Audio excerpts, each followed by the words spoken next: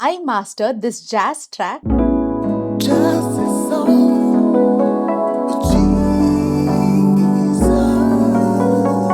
I'm going to share the techniques that I use. First, let's talk about an overall idea of mastering jazz music. Jazz has a lot of dynamics. That means your mixing and mastering processes must not make it diverge into a pop genre. That means I'm not going to add too much of EQ or squash it with too much of compression, not adding too much of like bright saturation, none of those steps.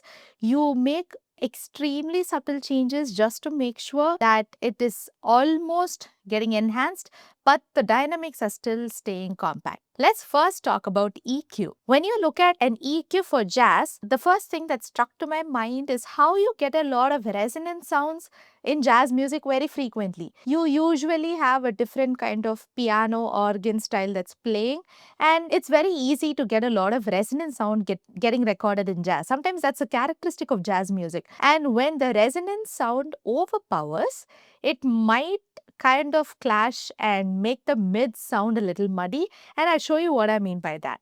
Let's look at this section. When I solo this, you hear a lot of rumble and resonance, and it's not very clear, this section, right? Similarly, in this frequency, again, not a very clear frequency. So these are some sounds that were kind of interfering with the spectrum of the song. And I've just ducked them down by 0.5, 0.6 dB only. So if I feel like, okay, I don't like those resonant sounds and I push them too much, it might literally create holes in the song and it'll not sound good. So I looked for resonance in the song. Second, when I was trying to master the EQ part of it, I made sure that I don't do a change that's going to affect the entire spectrum of the song, meaning the entire sonic spectrum, like from left to center to right. When I made this change, this is where the entire melody comes up.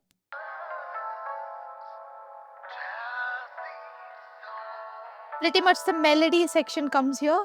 So I wanted that to be a little highlighted, but at the same time, I don't want it to spread to my left and right ear as well. I just wanted it in the center. So you have this cool feature in Pro Q3 where you just right click on the point that you make and go to stereo placement. You can decide whether you want it throughout, which is when you choose stereo, or at a particular space in the spectrum. I chose mid so that this section is only heard in the center and not at the left and right. Whereas this change, that really high place where you hear the, you get that clarity, right? So I want that on the left and right. And of course, I made a low cut closer to 25 hertz. So let's listen to the song without this EQ. I'll turn off the other plugins that I've added. I've turned on the limiter for now. So this is without Pro Q3, which is the EQ.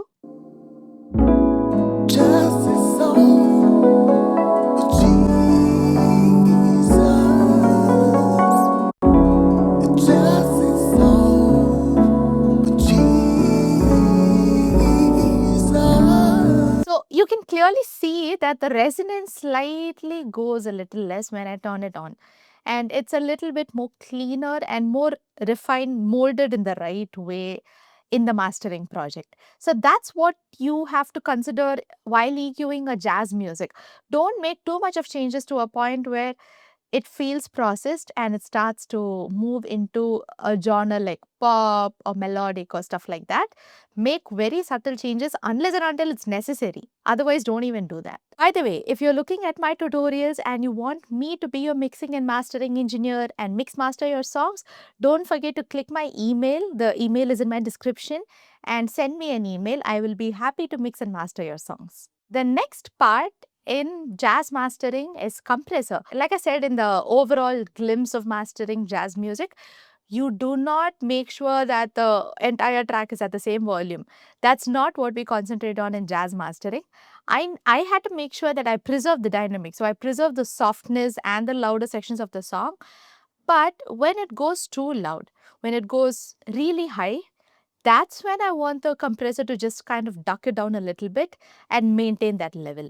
Otherwise, I don't want the entire song to be in one particular dynamics, like in the same volume level.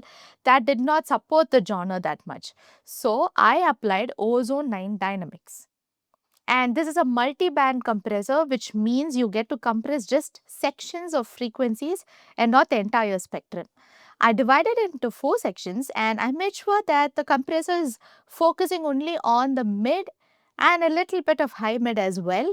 So let me just solo this.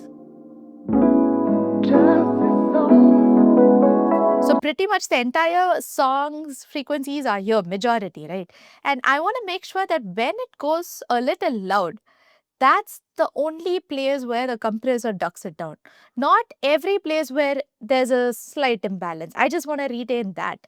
So that's the reason why I pushed my attack really high, 60 milliseconds, but my release is quite fast, which means after 60 milliseconds, when there is a peak, it will push it down. Very quickly, it will stop, doing that work. So it's like gradually pushing it down and coming back to its normal position because my release is quite fast.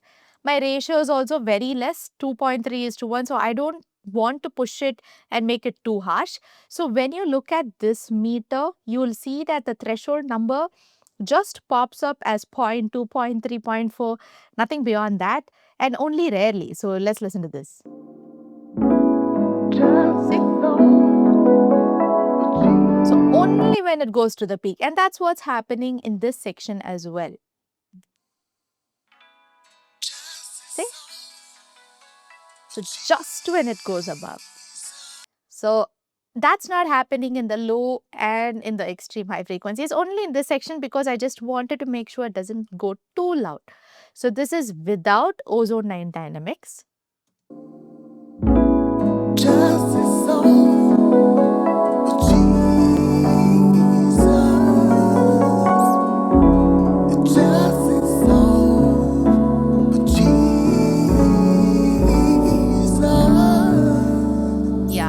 So just to make sure nothing goes too loud. That's the only reason why I use this Ozone 9 dynamic. So any multi-band compressor will essentially work the same way. So if you have watched my videos and liked what I teach you, and if it has really impacted your lives, but if you have not subscribed yet, I recommend you to subscribe to my channel so that it will help me grow as an artist and put more videos out for you. The next addition in this mastering plugin, which is a really interesting take in mastering, and that's actually Abbey Road's Reverb. If you're thinking, I shouldn't upload a Reverb plugin in mastering, it's going to ruin the song, why would you do that? I suggest you just wait, listen to the effect, and then you take a judgment on that. See, it's nothing that reverb should not be applied in mastering or there's a set rule for mastering, nothing of the sorts, okay? But when you apply reverb, it has to make sense in the song. It has to make real impact on the song. Just because I'm showing you a method by adding reverb doesn't mean your song is going to sound good when you put a reverb in mastering. It has to make sense in the song. It has to add real value to it. It has to make some kind of a musical addition to your song. Okay, so I'll show you why I decided to go with this. First of all, without the reverb plugin, when I listened to some of these vocals, I felt like the vocals was really dry. And I could hear a reverb that kind of came up when the vocal stopped. But while the vocal was going on, I couldn't hear any kind of, a cushion kind of effect on the vocals. Listen to this without the reverb. With gray and color, I'm here today. If you closely listen to that section, you'll hear that the reverb kind of rises in the background. But I'm not able to feel like a soft kind of fall on the vocal, and I'm not hearing a short reverb. I'm not feeling that effect. So I decided to go with a reverb that kind of supports the jazz genre and kind of gives you a dark feel. So right now I've pushed the drive at knob really less, okay, but I'm going to push it really high and show you what we're actually talking about. Let me turn that on.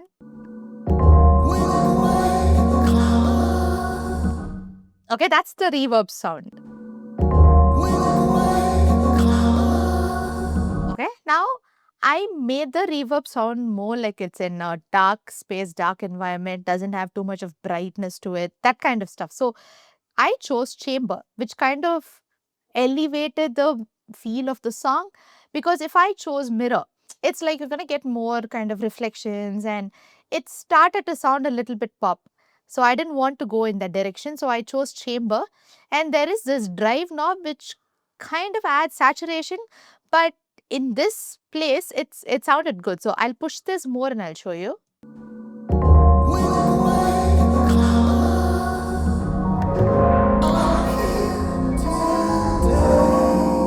So of course it enhanced the saturation bit of the reverb, but then I pushed it quite less to make sure it's like just there. You can hardly hear the saturation. And after that, all I did was I adjusted the dry and wet signal, okay? All I want for the song is to have a little bit of reverb that's just there to act like a pillow, act like a cushion, that's all. So I'm going to push it to 8% for now. And I want you to listen to this effect very carefully. This is without the reverb. Focus on the vocal element. With gray and color. With the reverb. With gray and color. I'm here today.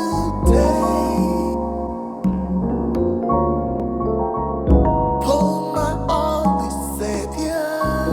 I'll sing. So when I turn it off, I feel it's really dry and I'm not getting that emotion. I'm not getting that a reverb tail that my ears are kind of longing for it. So this is what I added. But see, 8% is a lot. Okay. Now I kept it at that place to show you the difference. I originally kept it at 4%. So this kind of created a feel where if this is on, you won't notice that there is a reverb. But when I turn it off, something was missing. With gray and color. But without. With gray and color. With gray and color. So it's enhancing the vocals a lot more. Although it is applying on the entire track, I could hear the vocals more clearly on the reverb part of it, and that's what I was aiming for. So this is the addition on reverb. Like I said, this is something very creative and it might not be the right addition for all kinds of mastering. So try it on your track. If you think it adds real value, then yes, go ahead with it. Now let's move over to the limiter. Now you might be seeing these two limiters, and if you're wondering why I've added two limiter plugins, there's a little bit of technical aspects to that. So first I added Pro L2, and one of the key points in using a limiter once again deals with saturation. I'm making sure that I don't add any kind of saturation to the track and make it sound like a different genre. So most limiter plugins will tend to give you an extra bit of saturation when you push the gain high. So in Pro L2, I decided to go to this advanced setting and then went to the style transparent. That's what I chose. So you have all these different styles which kind of give you different saturation fields. I chose transparent because I only want the gain to increase. I don't want any additional frequencies to be added. Second, I pushed the look ahead and the attack high. So look ahead, it kind of tells you, see, it shows you on the help how quickly Pro L2 responds to sudden peaks in the audio signal. So it's like when you go over the threshold, how far along is it going to notice that peak and bring it down?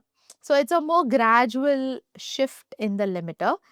It's kind of not pushing it immediately. It's a more gradual and how far along it's going to see that. So I pushed it to the maximum limit. So in this case, it's 5. Attack is also high. So I'm keeping it very kind of, not a sudden down and up compression kind of stuff. It's more gradual. So let's look at this limiter alone.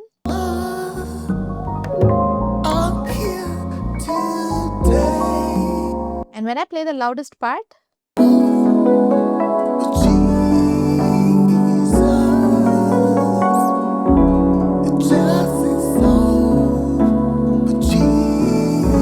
so I'm already having closer to minus 1.8 kind of a reduction, right? Now I want more volume. and I can do it through here, but I just wanted more liberal time with the look aheads, and this one just had like 5 millisecond. So that's why I decided to go with another limiter. This is just a stock limiter Logic has, and here I have a flexibility to push the look ahead till 10 milliseconds also, but I decided to keep it at 6.6 milliseconds. So I just pushed that high to make sure that this is not giving me a very harsh compression. So with both these limiters together, overall I have like a minus 3.5 dB reduction.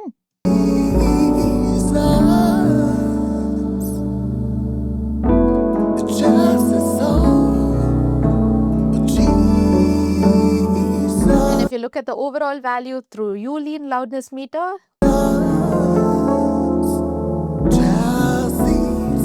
somewhere minus 12, in some places it also went minus 10, which is good. It's loud enough to be played on any kind of stereo systems. So when I play the softer section of the song,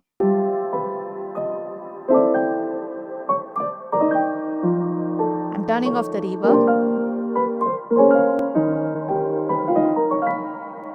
So actually the reverb kind of supports the piano element as well. So that's what I decided to do with this jazz mastering. So if you found something useful in today's video, don't forget to comment that. I'll be happy to read your comments.